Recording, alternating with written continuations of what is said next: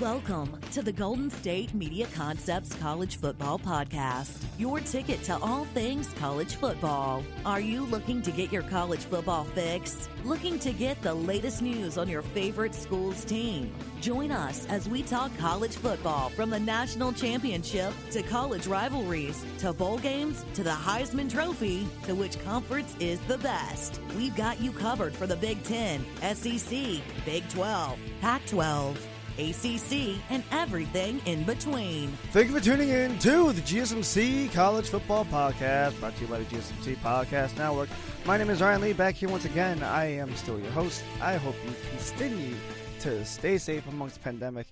And this is going to be a very great show for you because we only have a single topic that we're going to be talking about the entire time. It was draft weekend.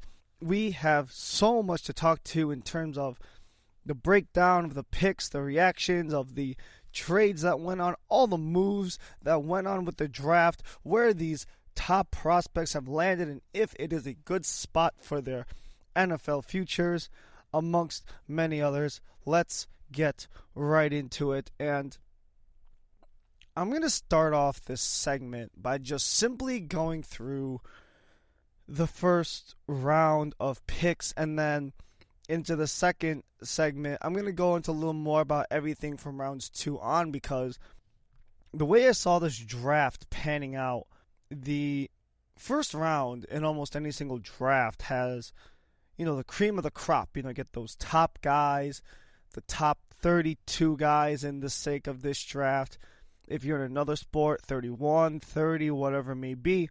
And the reason why it's so important, especially in the NFL, is because not only does having that one right guy potentially fix all the problems you have at a certain position group, but maybe, and in some cases, in a lot of instances, that top player that you're looking for, that guy that you draft, ends up being the guy who changes the entirety of a single position group, which in turn changes the entirety of the team. A great example I can look for in recent history, at least in the most recent drafts, is how much the Indianapolis Colts' offensive line, just got so much better, just improved so much, just with the single addition of Quentin Nelson, almost seemingly. Or you get an instance like Jalen Ramsey, back when he was drafted from Florida State. The Jacksonville Jaguars, they didn't really have much to show on defense, but then they draft Ramsey. They become this elite defense. They kind of build the defense a little bit around him, but he's really the cornerstone of that team and of that unit. And then, which in turn, at the time, just transformed the entirety of, the Jaguars organization, at least for that 1 to 2 year stretch. Now, that's what the draft provides. It provides those guys who can not only change up an entirety of a position or fulfills a huge need for a team, but it can do so at the levels in which it creates more of a set plan for the general managers, and it gets a better idea to the coordinators and the head coach of what they're going to do in order to build the rest of the team. As I mentioned, Quentin Nelson, he becomes that cornerstone guard for the Indianapolis Colts. Next thing you realize, the Indianapolis Colts have what is almost without doubt the most feared offensive line in the entirety of the NFL, because they have that cornerstone, because they have that all-pro guard right out of the gate. And you don't really see a lot of that, but in many of these cases, that's what the player provides.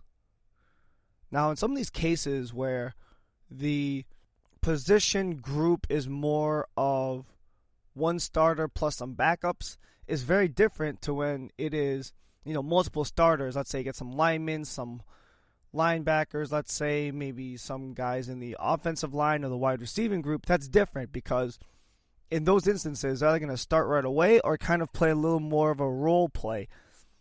Certain situations, maybe You get a guy in the secondary, a guy in the wide receiver core who's best utilized as a punt returner because they of that versatility, number one, but also number two of that the wide range of possibilities that are available for them. And then you get some of the position groups where there's only one, maybe two guys in the entirety of the roster, and it's a little harder to get more specific on those. Got to be a little more nitpicky, a little more careful, because you know that you really only get one really good chance at a position. It's really a true starter and backup role. Think, quarterbacks, think special teams, definitely think about running backs kind of in that position as well, where it's a little more of a starter, backup type of role. Or in some very rare cases, a 1A, 1B situation. Now, for a lot of these guys who got drafted in round one, there are many instances where just their single presence can actually change the entirety of the roster, or can just at least change the position group that they're going to be in. And in some cases, a lot of these guys, there's big question marks surrounding them. Who knows what's going to happen? Or in other cases, it just fills a massive need. One of the main examples is literally picks number 1, 2, and 3. The Jaguars, the Jets, and the 49ers all had massive needs at quarterback. The Jaguars, their only real option was Gardner Minshew. The Jets traded away Sam Darnold, so they really had a need there. And then with San Francisco, they've been very unsure about Jimmy Garoppolo for a really long time. And honestly, Zach Wilson and Trevor Lawrence going 1 and 2 wasn't really a shock to anyone. Everyone really expected that. The betting markets had them at such overwhelming favorites. However, the one that did surprise me a little bit was actually Trey Lance, because I didn't exactly expect him to go to 3. I remember I saw a bunch of reports saying, it's Mac Jones or Trey Lance, or maybe it was just Mac Jones or whomever it may be. But I could see the case for any of those 3 guys to go there. I knew San Francisco was going to go up and take a quarterback. It was a matter of which one. And for me, seeing that Lance was the guy, you see this a lot, especially from these small school guys who don't really get that chance, and then all of a sudden you take a swing at them, and then they kind of explode into this very high caliber player. One of the big guys to really, launch this whole wave within the quarterback scene, at least, had to be Carson Wentz in 2016. At least in the recent day and age, you don't really get any guys from any crazy colleges.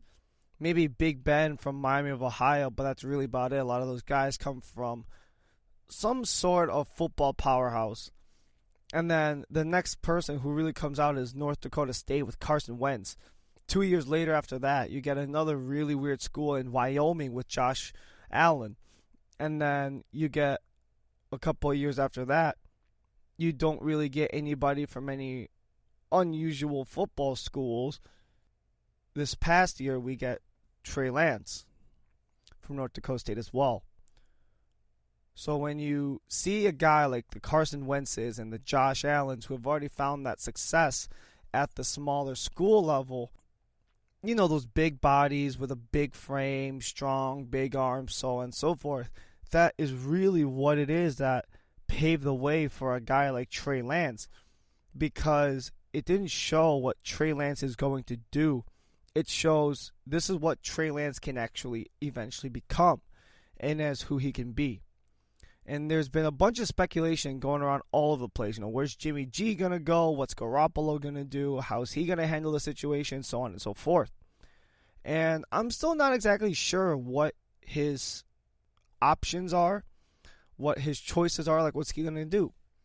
There's not really a lot of good thoughts on that. However, one thing that is relatively certain, or one thing that they do know, is that Trey Lance is going to need a little bit of time. He's not going to be who everyone thinks he is right away.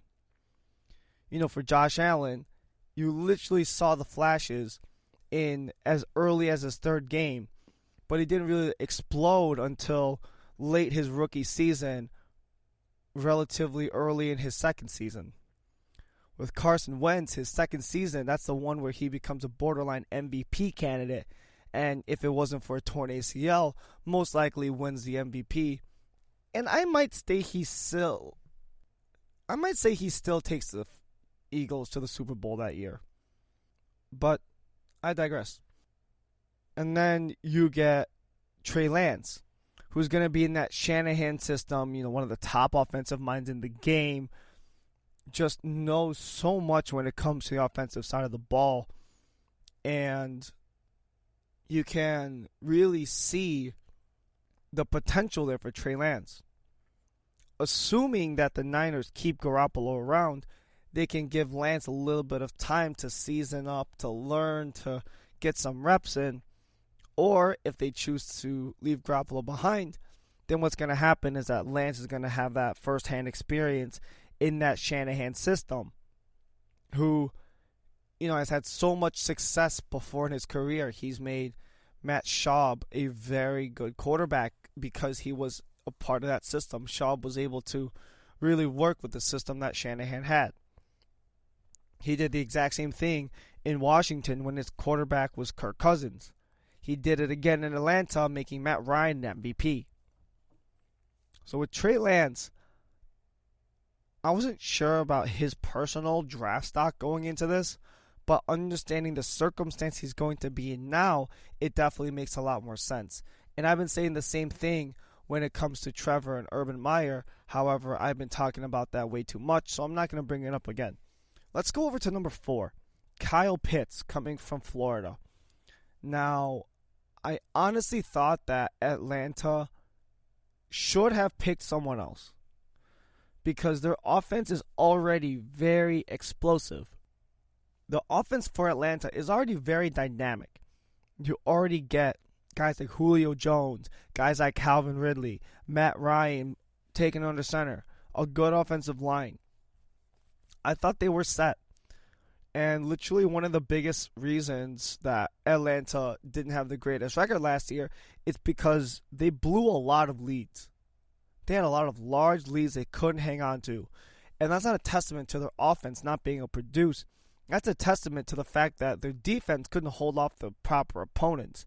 So I thought they maybe could have gone for a guy like a J.C. Horn or Patrick Surtain or Micah Parsons perhaps. But no, they decided to go with the sure thing. They decided to go with a replacement for Austin Hooper in Kyle Pitts. And honestly, objectively, Pitts is going to be a great prospect no matter where he lands. But when you get into an offensive-heavy system with an offensive coach like Arthur Blank, it made sense to me. However, one pick that did not make sense to me was Cincinnati. I don't understand why they took Jamar Chase. I get that they want to bring the band back together in the whole Burrow and Chase thing. They want to bring the band back together, I guess. But at the same time, think about it this way. Joe Burrow just had a season-ending injury on his ACL of all things. That is, an indicator, to me at least, that you need to find something to protect him. And at least in that first round, I was like, hey, you get Penei Sewell, you get Rashawn Slater, like you can find a guy who can protect him later on. Now, the one thing that I do respect, at least that Cincinnati did, was they did pick one up in the second round. So they were at least a little bit attentive to that. But not getting one of those elite guys like a Sewell or a Slater or, Elijah Vera Tucker, anything like that, it really made me scratch my head at first. But knowing how dynamic, how explosive, how high of a ceiling Jamar Chase has, it did make sense to me, at least in the moment. I saw the pros and cons of it, but I did think that for at least the development of Joe Burrow and building around what he wants to do, what he's comfortable around, Zach Taylor's on his final straw. He doesn't really have much there. Now, this was the one pick that I thought was interesting, but this is one I kind of called a couple of months ago. So back when Devonta Smith actually won the Heisman, I said that he's going to go to a team where they're going to need a weapon. He's going to go somewhere to a team that really needs his services. And a couple months ago, I said that team was going to be Miami when they still had the 3rd overall pick. Well, they ended up taking the other Alabama receiver in Jalen Waddle. But I did still think that everything else, made sense. You got a young guy in Tua Tagovailoa. It's another situation of bringing that band back together, that QB wide receiver 1 combo with Waddle. They got a guy who's very explosive. He's so fast. They can zoom past pretty much anybody. You get Will Fuller on the other side. You get Jalen Waddle as well. You get Devontae Parker and Mike Gesicki. Like, what a receiving core that really is. And when you get 2 potential guys who can, make a pretty deep threat and who can also cut through defenders, it's going to make the development of Tua just so much better and so much easier, because last year he only really had Gesicki and Parker, but he couldn't really develop that same connection with them.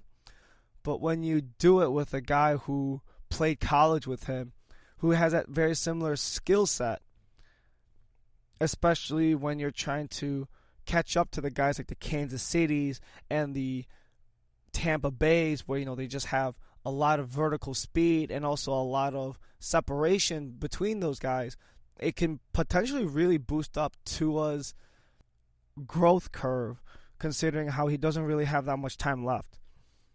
Now, Penei Sewell going to Detroit. I thought at the moment it seemed like the easiest choice at that time. Last year, they drafted Jeff Okudah. In 2019, the Lions took TJ Hawkinson. In 2018, they took Frank Ragnow, who was just recently an All-Pro. So what the Lions are essentially working on doing is finding a way to protect Jared Goff. With Matt Stafford gone, they understand they have a much younger quarterback who's not the most agile, he's not the most elusive. However, the least they can do is find a way to protect him with the arguably best pure left tackle in the draft in Penei Sewell. Now, the next 2 picks kind of go hand in hand with each other because of the fact that both of these teams have very young and up-and-coming defenses. And the fact that the last several years, Denver had such a great defense, they spent so much time working on their offense. And because they spent so much time working on offense, it really took a step on the defense in turn. And then with Carolina, it was the exact same thing. Last year they drafted all defense. This year they started off their draft with a defensive player. And what that essentially did was it created a even younger but also high potential secondary and unit for Matt Rule and those guys in Carolina, which I can honestly understand with the pick of J.C. Horn, and I can understand with Denver with the pick of Patrick Surtain. I thought those picks made sense considering what the teams needed. They both really needed help in the secondary. It was actually one of the biggest needs for both of them was actually in the secondary situation, trying to bolster up that defense, because both teams didn't have the greatest defense last year, but both teams are slowly improving on the offensive side of the ball. Now they just got to focus on the defense as well, which is actually why it made sense for them to get Horn and Surtain. Now, the number 10 pick. When I saw the trade that the Eagles traded with the Cowboys to go up 2 spots, I thought it was a high-risk, high-reward pick. Because if you look at the history of the Philadelphia Eagles over the past several years, they've had struggles drafting the right wide receiver. Now, Devonta Smith should be a potential guy who can make a hit because he's won the Heisman, he was so dominant in the college game, all that stuff. However, when you get a defense like Washington's who won't even give whoever it may be, I think it's Jalen Hurts, the proper time to even get the ball off in the first place and make those reads, it's going to make that very difficult. You take the number 12 overall pick, Micah Parsons, put him on the Dallas Cowboys front seven, that can make things difficult for Jalen Hurts as well. So I'm not really sure exactly how Smith is going to fit in Philadelphia. Not because of anything against him. It's because of the way that Philly has not been able to succeed nearly as well with the wide receiver position. And it could either work out really well or really poorly for the Eagles. Now, speaking of either working out really well or really poorly, Chicago. You got Justin Fields. You got your mans. You traded up one spot for Mitchell Trubisky just 5 years ago.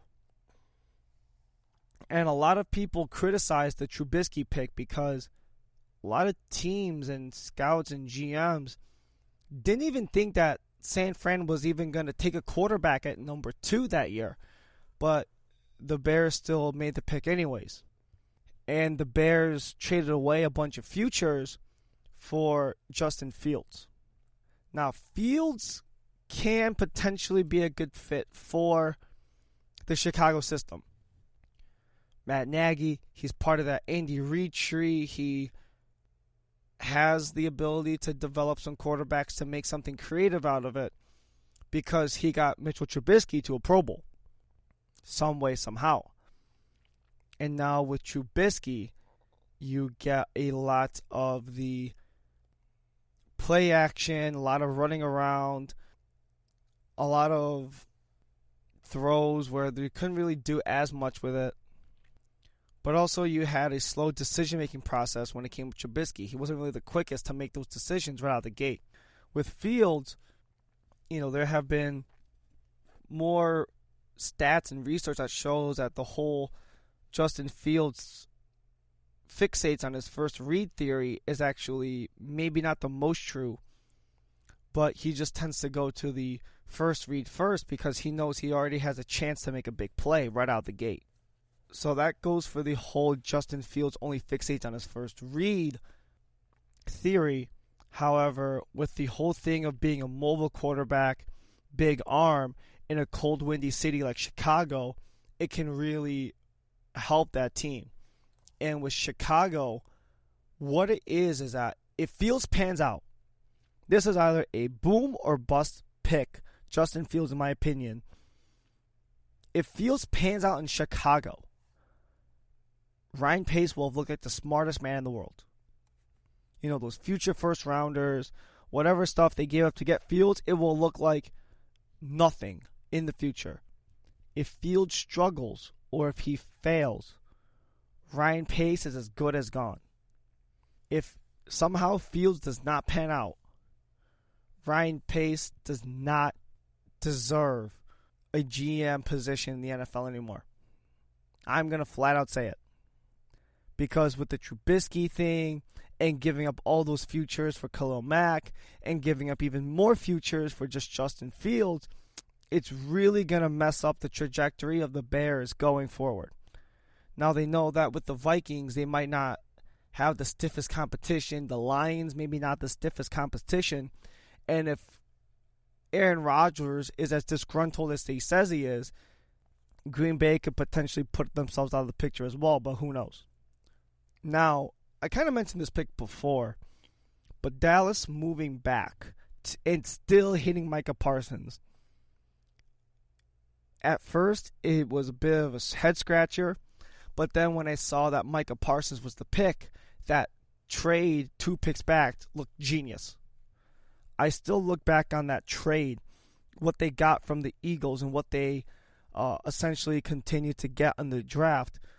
Such a rangy, hybrid, put him anywhere type of linebacker. It made sense to me. And I thought the move back by Dallas looked genius to me. That's all I can say. It looked genius. Because Sean Lee, a multiple-year veteran for the Cowboys, recently retired. So a brand new hole was opened right there. And Jalen Smith, the other Cowboys linebacker, hasn't been producing and performing at the way that the Cowboys wished, at least to the way that his price tag and his contract are at. So putting Micah Parsons in that position, to me personally, makes so much sense in that aspect. Now, Rashawn Slater going to the Chargers, all that did was it was not a pick out of need. It was a pick out of depth. So the Chargers have had a relatively good offensive line for quite a bit of time. You know, they got Brian Bulaga coming from the Packers. They already had a good offensive line back in the Phil Rivers days, and they didn't really lose anyone since. They have Try Turner. They have all these really good guys who they can build a really good offensive line with. They just decided to enhance it just one step further by including Rashawn Slater into the mix. And with the fact that he can potentially have flexibility as both a guard and a tackle, really makes Justin Herbert's job potentially a lot easier. Could potentially buy Justin Herbert just that enough time to make those right plays. And kind of going off of this a little bit, but if I'm not mistaken, the Chargers, they really went to work in this draft. I really love what they did. I'll get more into that in a little bit, though. But I think the Chargers actually had one of the best drafts in the entire night by far. And the Jets also made some moves that I'm honestly kind of impressed about. This new regime, you know, with Joe Douglas and Robert Saleh has impressed me so far, at least in terms of the drafting.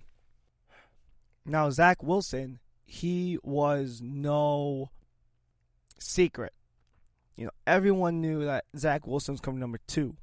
However, the Jets moving up to get Elijah Vera Tucker, this one surprised me a little bit because what they're telling the Jets organization and what they're telling the fan base, but most importantly, what they're telling Zach Wilson is that, hey, we don't just want to take care of you, Zach Wilson. We don't want to just take care of you and your future and your career with us.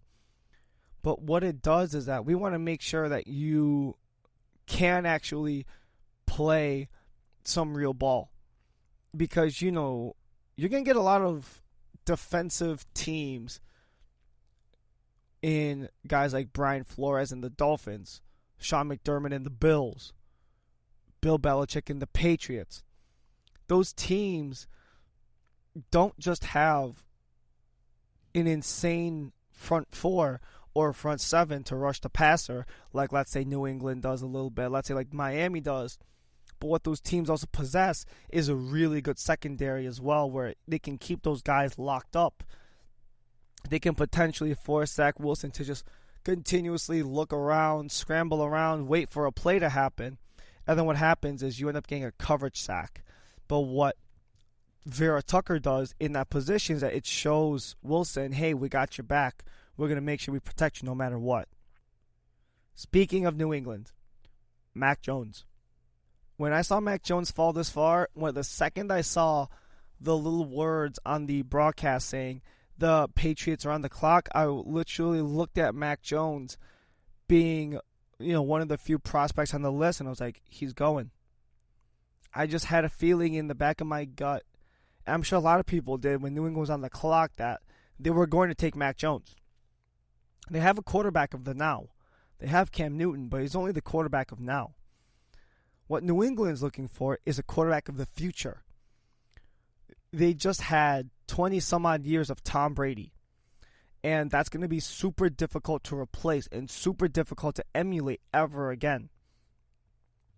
But what they can do is develop a young quarterback behind a former MVP, behind one of the best offensive coordinators in the game, behind one of the best overall coaches in the game.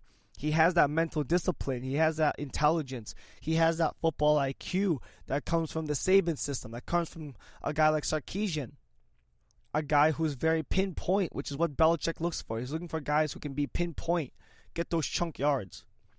Not necessarily focus on the 40-yard bomb every single time, but could potentially get, 2 yards here, 4 yards here, which turns into about 11, 12 yards if you include the yards after the catch. Mac Jones made sense to me. The fit is just there. Belichick, Saban, McDaniels, that system, it all fits what Mac Jones is. And then Arizona, Zaven Collins. I honestly thought this was a bit of a weird pick at first because Arizona already spent so much time and so much money really focusing on the defense, especially that front seven, that I didn't see the need for a guy like Collins. But because of the fact that Collins is kind of like an Isaiah Simmons, those hybrid guys that can really do a pass rush, they can do coverage, they can do anything. Once I saw that side of him, then I was like, okay, I can understand what Cliff Kingsbury is trying to do. He's trying to bring a lot of those hybrid guys in where they can plug into any spot possible. And Collins is one of those guys, along with their draftee from last year, Isaiah Simmons. Putting them two together could actually be really difficult for a offense to get past that defensive unit. So coming up right after the break, that was actually the first half of round 1 of the NFL draft. And coming up right after the break, I'm going to be going into the second half of round 1. Just my instant analysis, my instant thoughts in terms of what went on in round 1 of the draft. That's all coming up right after this. Are you looking for help for your fantasy football team? Check out the GSMC Fantasy Football Podcast. Get today's best advice on who to start, who to sit, even who you should draft. From sleeper picks to red-hot lineups, they got it all covered for you. That's gsmcpodcast.com/fantasy-football-podcast. We'll cover traditional leagues, dynasty, PPR, even IDP leagues. When you need fantasy help, there's just one show to hit up. Don't forget to like them on Facebook and follow them on Twitter. Visit gsmcpodcast.com for more info.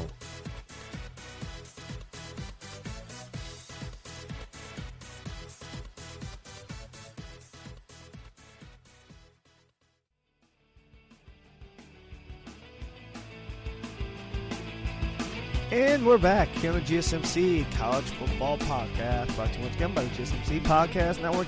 Ryan Lee back here once again. We just went over the first half of the first round of the 2021 NFL Draft. And now, let's get in the second half of the show, shall we? So, starting off, pick number 17. This was the biggest head-scratcher of the draft, with the Vegas Raiders taking Alex Leatherwood, number 17.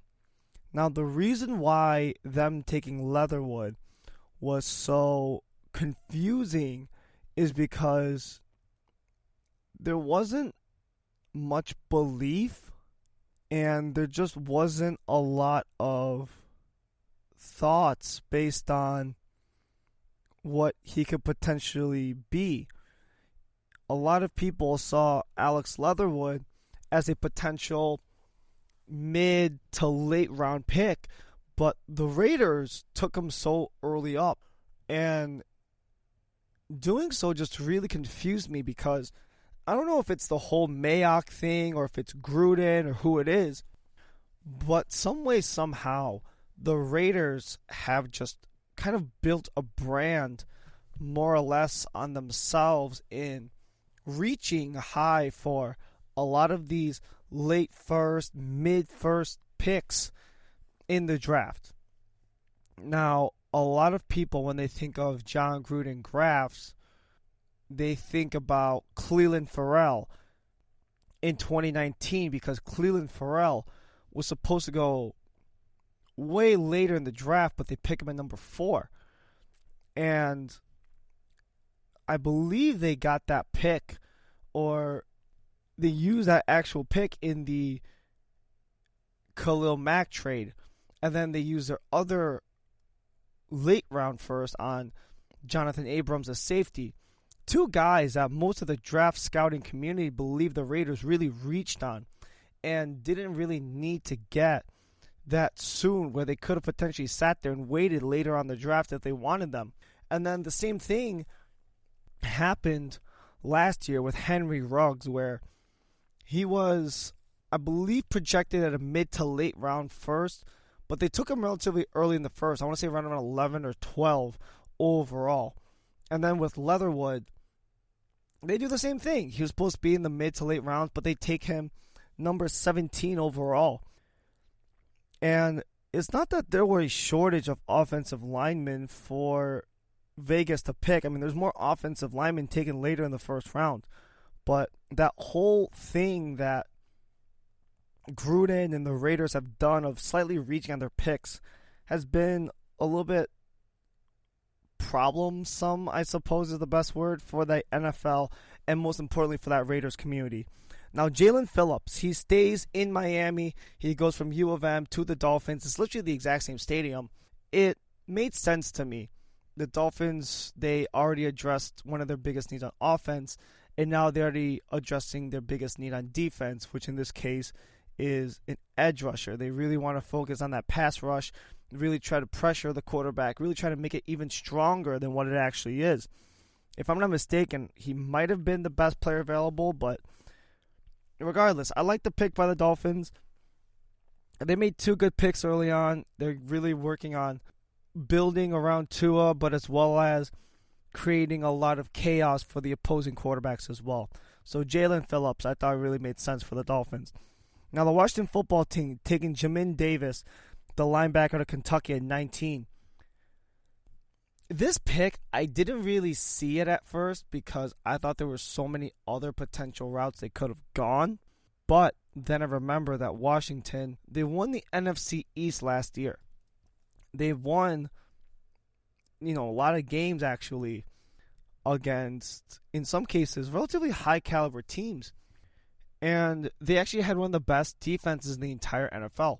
A large chunk of that is due to the progression of Montez Sweat, due to the rising stock of Chase Young, all that type of thing.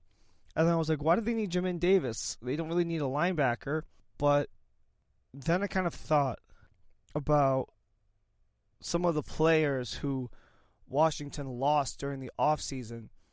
And I really thought about what Washington really wants to do, which is, they're in a Ron Rivera system. He loves his linebackers. Getting Montez Sweat and Davis, potentially a really good tandem at linebacker. You saw the same thing in Carolina with Ron Rivera. Luke Kuechly and Thomas Davis. That speaks enough for itself. And having those two really strong linebackers in a little more of that 4-3, 5-2 type of system that Rivera likes to run, it made sense for that pick. Now the Giants getting Kadarius Toney. They are backing up Daniel Jones at this point. They know that Daniel Jones is in a relatively do-or-die season. So what they did was they decided to go for Toney, say, hey, look at all the weapons we got you. You got Kyle Rudolph, you got Sterling Shepard, you get Kenny Golladay, you get Darius Slayton, and now you get Kadarius Toney. You have all these guys who can really make a huge impact, and plus Saquon Barkley comes back from injury as well. If Daniel Jones does not succeed, or if Daniel Jones and the Giants don't potentially take away that NFC East slot from Washington, or come close to it, it's going to be a little problematic for the Giants in the future. Joe Judge could be out, Dave Gettleman could be out. Who really knows? And kind of going off of that pick where I didn't see the need at first, but if you break it down, it makes sense, trying to make a strength even stronger, turning a strength into a super strength, you get Kwity Paye going over to the Colts. This is another situation of making a strength stronger so that you can build everything around it. That's like the Colts, for example, drafting another offensive lineman because they want to make it even stronger and they can have a better chance at playing around with that. Now, another issue with the Colts is that they have a very good defensive line. However, they are only good to a certain extent. They didn't really have any other crazy guys aside from DeForest Buckner, who really ravaged and dominated the entire defensive line, and who could really bring that pressure like Buckner can. You bring another guy like Kwity Paye who could potentially do that same thing just on the opposite side. They're going to make the AFC South a very miserable place, especially for a guy like Trevor Lawrence, brand new in the league. Now, Caleb Farley going over to Tennessee Titans. I understood the pick. I will start off with that. Caleb Farley has a very high ceiling for a cornerback. However, one of the biggest issues he has is the durability thing. And I believe, I'm not mistaken, the Titans last year, they had drafted Isaiah Wilson, the offensive lineman, and he's already out of the league. So there are just those minor things that don't exactly have to do with the physical tape, but everything aside from that can be problematic. That's why I kind of scratched my head with the Caleb Farley pick going to Tennessee, because I know he has that long injury history. Now, Christian Darrisaw going over to Minnesota, this one to me made sense. The Vikings really needed help on the offensive line. Their defense has been pretty good the last several years. They fixed a major hole last year in receiver when they traded away Stephon Diggs to the Bills and got back a bunch of picks, which basically turned into Justin Jefferson, who I believe was the runner-up for Rookie of the Year in the NFL, and getting a guy to protect Kirk and getting a guy who could potentially fill in later on, which I'll get into in a different part. But getting a guy who can protect that valuable asset is really big for Minnesota. Now, Najee Harris going over to Pittsburgh, to me, for the Pittsburgh mold and for what they have really done ever since the whole Big Ben era, the Harris pick made sense. Because if you really think about it, ever since the Ben Roethlisberger era, what do you really think of? You really think of some sort of big three. In the first Super Bowl that Big Ben won, you think of Roethlisberger, but who are also the big three in that offense. You get Hines Ward, and you get Jerome Bettis. And then you go into the team in Super Bowl 43, where they won the Super Bowl versus Arizona. Who do you really get there?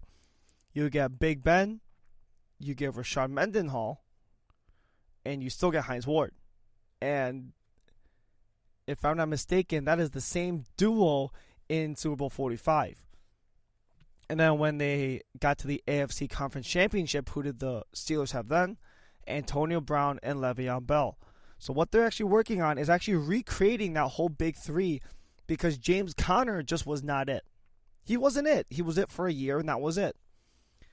But they already have Juju Smith-Schuster, who they have kept on the roster.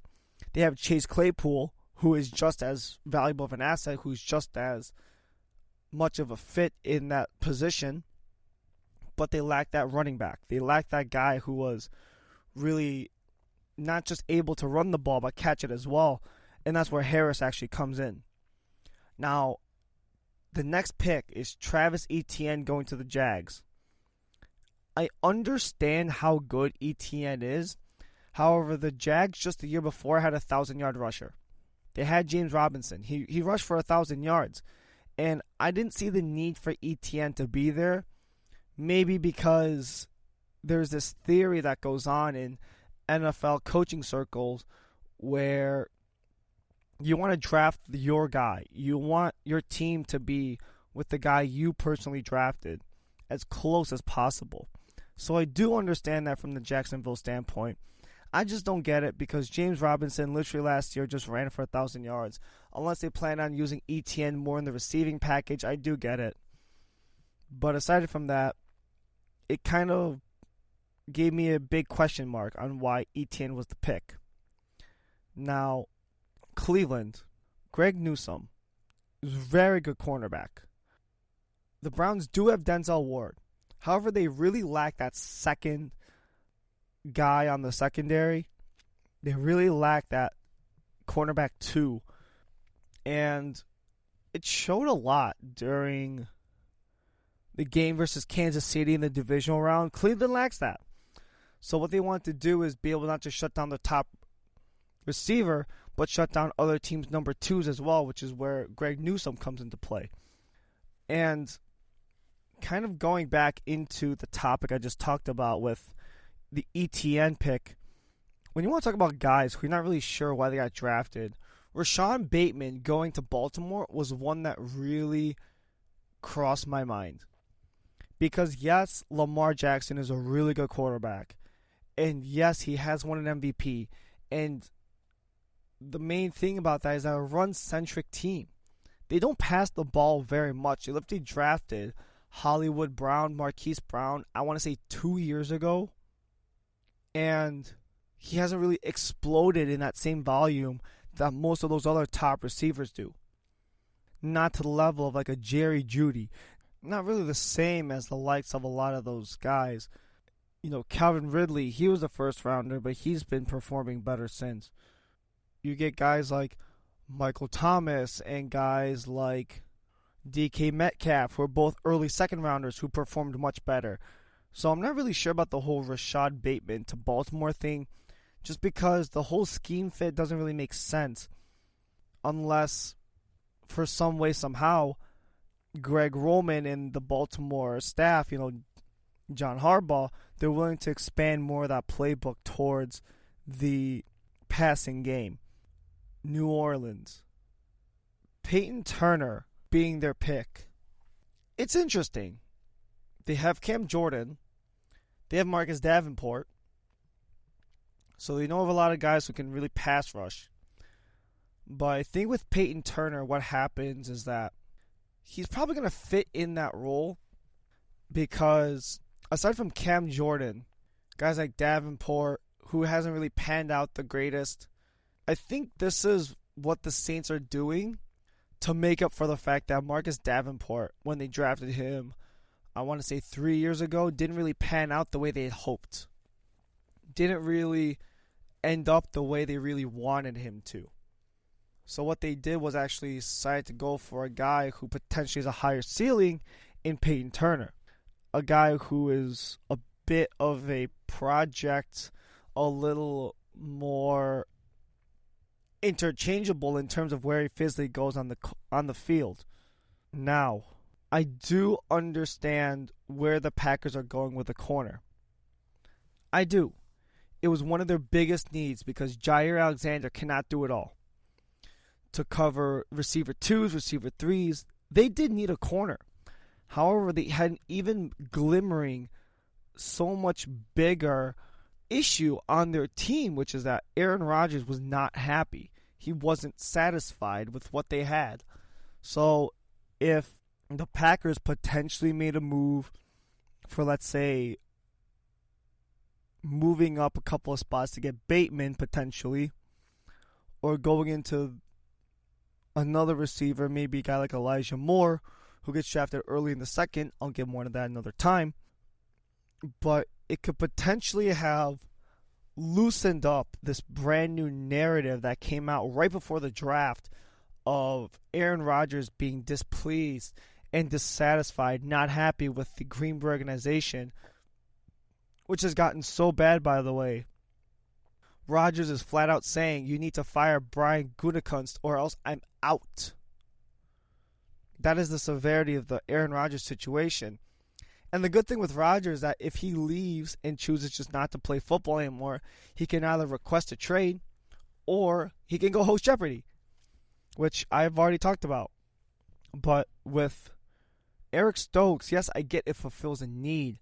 However, if you have a great secondary and no quarterback, it makes the life of Packers fans so much more difficult because you could have moved a couple spots up to get a Rashad Bateman.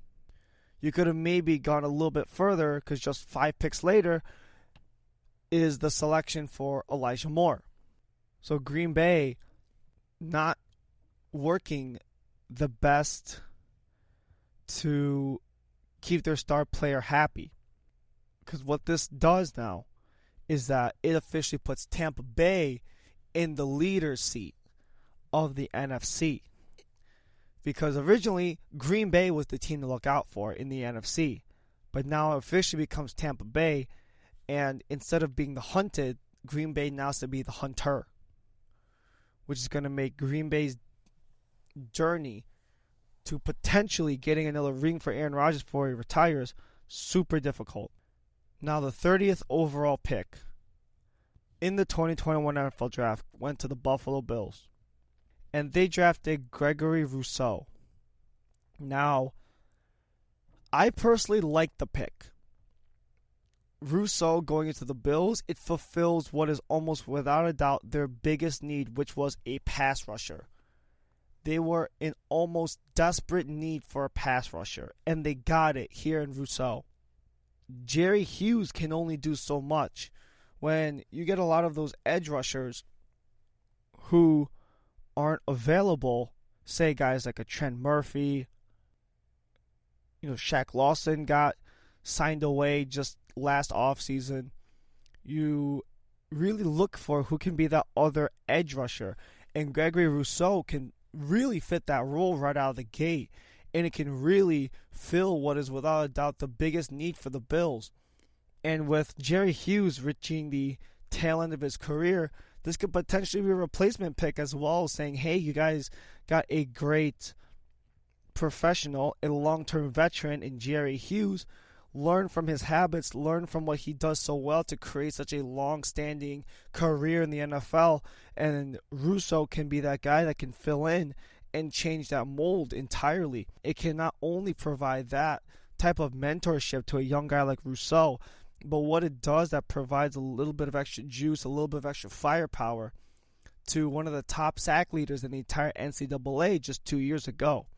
And bringing that into Buffalo can be a huge thing for that Bills defense to push past that final hole, to potentially put some extra pressure on Mahomes, could potentially make his life a lot more difficult, assuming that they're the last two teams in the AFC once again. Now, Baltimore traded in 231 because they got rid of Orlando Brown and gave it to Kansas City in exchange for this pick. Justin Ue going to Baltimore. This is a scary pick for me, and it mostly has to do with the fact that Baltimore already has a really good pass rush. It already has to do with the fact that they already have some physical freaks on the defensive line. And Baltimore's defense is one that really makes other teams' lives very difficult. And getting a guy like Jason Ue makes it so much harder for them to adapt and adjust to. And finally, last but not least, rounding up the first round, Tampa Bay Buccaneers, they drafted Joe Tryon, another edge rusher. There's been a lot of edge rushers in this draft so far. But one of the big things about a guy like Tryon is that he's not going to get into the role immediately. That front four that Tampa Bay has is pretty much set. Jason Pierre-Paul, Ndamukong Suh, Shaq Barrett, Vita Vea, they're really set. But what Tryon can do is that he can take that development, understand, why has Shaq Barrett been successful? Why has Jason Pierre-Paul had such a long-standing career? And Jason Pierre-Paul, he is at the tail end of his career. He is not in his prime per se. He is not going to be, right there. He's closer to the end of his career than he is the beginning. At 32, who knows how much longer he's got. But getting a guy like Tryon to really bolster up that defensive line to potentially fill in that spot, it could be good for the Buccaneers on the long run. And finding guys who can be rotational guys in the defensive line is really important to have. That has been it for the NFL draft of the first round of the first set of 32 picks. And next week, I'll be going a little more into rounds 2 through 7, as well as the overall grades and rankings, winners and losers of the NFL draft. That will be coming up at a later date. Thank you so much for tuning in to the GSMC College Football Podcast, brought to you by the GSMC Podcast Network. Thank you so much for tuning in. Make sure you like, subscribe, and rate us 5 stars every single way you go, as well as leave a comment. It really helps us out. Don't forget to find us and share us on all of your favorite social media platforms, Facebook, Twitter, Instagram, so on and so forth.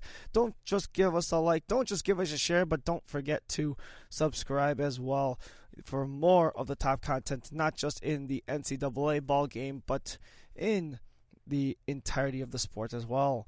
For all of us here at the GSMC Podcast Network, this has been the GSMC College Football Podcast. I'm Ryan Lee. Have a great rest of your night. You've been listening to the Golden State Media Concepts College Football Podcast, part of the GSMC Podcast Network. You can find this show and others like it at www.gsmcpodcast.com. Download our podcasts on iTunes, Stitcher, SoundCloud, Google Play, or anywhere you find podcasts. Just type in GSMC to find all of our shows from the GSMC Podcast Network. From football to basketball, baseball to MMA, and even soccer. You can also follow us on Twitter and Facebook. Thank you, and we hope you have enjoyed today's episode of the Golden State Media Concepts College Football Podcast.